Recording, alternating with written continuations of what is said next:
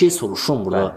Kompüter tomografiya müayinəsinə gəlmək hansı hallarda təhlükəlidir? Məsələn, hansı şəxslər üçün bu problem ola bilər ki, hə, mən gəlmək istəyirəm kompüter tomografiyasına, müayinəyə.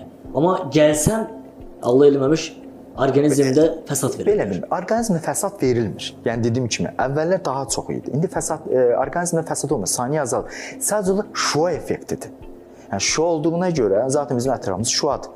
Bu yandan da biz rentgen şuası vermiş oluruq. Və kompüter tomoqrafiyada saniyə az olsa da dozalanma olur. Yəni adi rentgen müayinəsindən fərqlidir.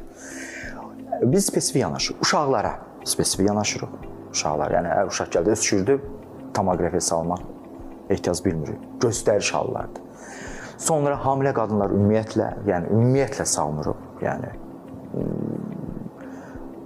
Yəni orada göstəriş də olsa gözləmə taktikası filan, digər nə bilim ta ki qarına su yığılıb başqa bir müayinə ultrasəslə gedərik, MRT müayinəsinə müraciət edərik, ciyərinə su yığılıb ultrasəs müayinəsində suyun miqdarına bax. Yəni kompüter tomoqrafiyadan uzaqlaşmağa çalışırıq. Yəni hamilə qadınlarda, uşaqlarda spesifik yanaşırıq. Yəni dediyim kimi hamilə qadınlar uşaqlar olunca dölə mənfi təsiri var. Yəni ana bətnində olan dölə mənfi təsiri var. Uşaqlarda o dozun almaq üçün mənfi təsiri var.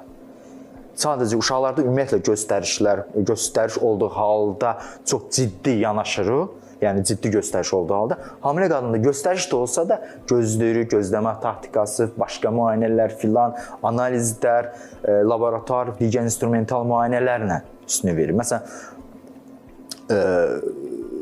əgər bayaq dediyim kimi su yığılma şeyi varsa, adamın təngi nəfəsidir. Həkim gedir, qulaq asır o fonendoskopla. Bir hava eşitmir, yəni ağız ekskursiya eşitmir. Adi bir insan olsa onu mütləq tomoqraf göndərməlidir ki, ağzı niyə səs eşidilmir yəni. Burada bir patologiya var. Tomoqrafiya göstərişdir.